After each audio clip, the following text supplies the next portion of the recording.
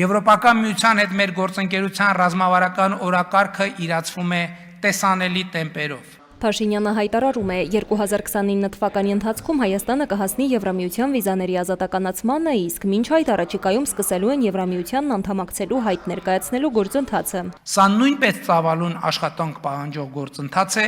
եւ առաջիկայում մենք թերևս կսկսենք այս գործընթացը։ Նիկոլ Փաշինյանն ասել է, Եվրամիությանը պաշտոնապես դիմելուց, համապատասխան արձագանք ստանալուց եւ գործընթացի վերաբերյալ ճանապարհային քարտեզ ունենալուց հետո միայն Հայաստանում հանրաքվե կանցկացվի Եվրամիություն գնալու վերաբերյալ։ Նման հանրաքվե անպայման տեղի կունենա։ Խնդիրը ժամկետներն են։ Այսպես է Փաշինյանն արձագանքում ԵԱՏՄ անդամ պետությունների Հայաստանում հանրաքվե անցկացնելու հորդորներին։ Ռուսաստանից Հայաստանին խորհուրդ են տալիս հիշել տարբեր երկրների, մասնավորապես Թուրքիայի փորձը, որոնց Եվրամիության անդամակցելու հայտերը ներկայացնելուց տասնամյակներ են անցել, բայց դեռ որոշում չկա։ Դաշնության նախագահի խոսնակ Դմիտրի Պեսկովն ասել է, Եվրամիության անդամակցության դիմում ներկայացնելուց հետո Հայաստանը պետք է սկսի իր օրենսդրությունը մի շարք ոլորտներում Եվրամիության չափանիշներին համապատասխանեցնելու գործընթացը, իսկ այդ չափանիշները հակասում են ԵԱՏՄ-ում ընդունվածներին։ Հենց այստեղ է, որ մենք կհանդիպենք խորը հակասությունների, որոնք առաջին հերթին կվնասեն հենց Հայաստանին, ասել է Պեսկովը։ Փաշինյանը, որի կառավարության ծրագրում Ռուսաստանը որպես ռազմավարական գործընկեր ներկայացված չէ, այսօր ազգային ժողովում հայտարարել է, որ Ռուսաստան-Հայաստան հարաբերությունները խորքային փոփոխությունների են ենթարկվում։ Նրա խոսքով հայ-ռուսական հարաբերությունները 2 դար կառուցվել են այն ըմբռնման վրա, որ Ռուսաստանը հայ ժողովրդի, ապա նաև Հայաստանի Հանրապետության անվտանգության երաշխավորն է, մինչդեռ այդ ընկալումը փոխվել է վերջին տարիներին։ Ես չեմ կասկածել այս գործառույթը կատարելու Ռուսաստանի նվիրվածությանը, բայց 2021, 2022, 2023 թվականների իրադարձությունները ցույց տվեցին, որ անվտանգային սեփական խնդիրներ ունենալու բերումով Ռուսաստանի Դաշնությունը երբեմն կարող է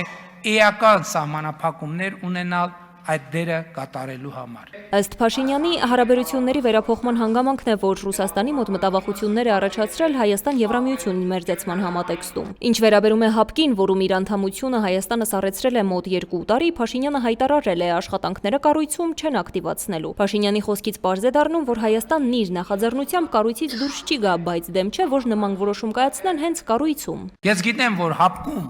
քննարկումներ կան եւ կազմակերպությունում իդեպ կանոնադրությունը նախատեսում է նման բան, կարելի է երկրին հեռացնել կազմակերպությունից, ես շատ գոհ կլինեմ, եթե կազմակերպությունը որոշի Հայաստանի Հանրապետությանը հեռացնել հավաքական անվտանգության պայմանագրի կազմակերպությունից։ Մեզ համենայն դեպս կազատի դուրս գալ չգալու երկընտրանքից։ Ռուսաստանի նախագահի մամուլի քարտուղար Դմիտրի Պեսկովը մինչդեռ հակադարձում է Փաշինյանին ու նշում, Հայաստանը կարող է դուրս գալ հավաքական անվտանգության պայմանագրի կազմակերպությունից, եթե անդամակցությունն այլևս պետք չէ Երևանին։ Հայաստան-Ռուսաստան հարաբերություններում լարվածություն մտցրած մյուս երկաթուղու կոնցեսիոն կառավարման հարցը Փաշինյանն այսօր կրկին հայտարարեց, ցանկանում է լուծել բարեկամաբար։ Ռուսաստանին առաջարկել է երկու կողմերի համար ընդունելի երկրի հանձնել երկաթուղու կառավարումը։ Այսօր կա հնարավորություն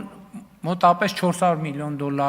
այդ կոնցեսիա իրավունքը վաճառել։ Եվ մենք խնդրում ենք, ուզում ենք, կոչ ենք անում, որ մենք գնանք այդ ճանապարհով։ Փաշինյանն այսօր կրկին պնդեց, երկաթուղու ռուսական կառավարման հանգամանքը Հայաստանին խանգարում է ինտեգրվել տարածաշրջանային տրանսպորտային երթուղիներում, մինչդեռ թրիփը նրա խոսքով վերջ է դնելու Հայաստանի շրջափակմանը։ Ըստ Փաշինյանի, միջազգային բեռնափոխադրողները հրաժարվում են քննարկել թրիփով Նախիջևան մտնող բեռների Թուրքիա տարանցումը Հայաստանի տարածքով, քանի որ պատժամիջոցներով պայմանավորված ռիսկային են համարում ռուսական կառավարման տակ գտնվող երկաթուղով բեռների փոխադրումը։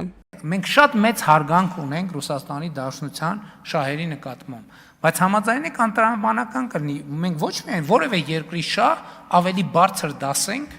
քան մեր երկրի շահերն են։ Ստեղ ամբողջ խնդիրը։ Եվ մենք այստեղ թափանցիկ ենք եւ որևէ այսպես ասած մութ անկյուն մեր մտքում չկա։ Հայաստանը ըստ Փաշինյանի պատրաստ է սեփական միջոցներով վերականգնել մեր տարածքում երկաթուղու բացակայող հատվածները։ Ավելին, ըստ նրա կան ընկերություններ, որոնք պատրաստ են ներդրումներ անել այնտեղ։ Թուրքիան Կարսից մինչև Նախիջևան նոր երկաթգիծ է կառուցում, որն ավելի կարճ է լինելու, քան բեռների Հայաստանով տարանցման տարբերակը։ Ավելին, այլև նորեր առաջ հայտարարեց, Նախիջևանում դրա կառուցմանը ցանկանում են մասնակցել միջազգային մի շարք ներդրողներ, այդ թվում եվրոպական պետություններից։ Ըստ թուրք-ադրբեջանական պլանի, թրիփով տեղափոխվող բեռները կարծես պետք է հասնեն կառուցվող նոր երկաթգծով շրջանցելով Հայաստանը։ Այնուամենայնիվ Փաշինյանը պնդում է, Հայաստանը կարող է մրցակցային առավելություններ ունենալ թուրքական երթուղու համեմատությամբ։ Ախուրիկ երկաթուղին գոյություն ունի այսօր։ Այսինքն ընդամենը փոքր ներդրումներով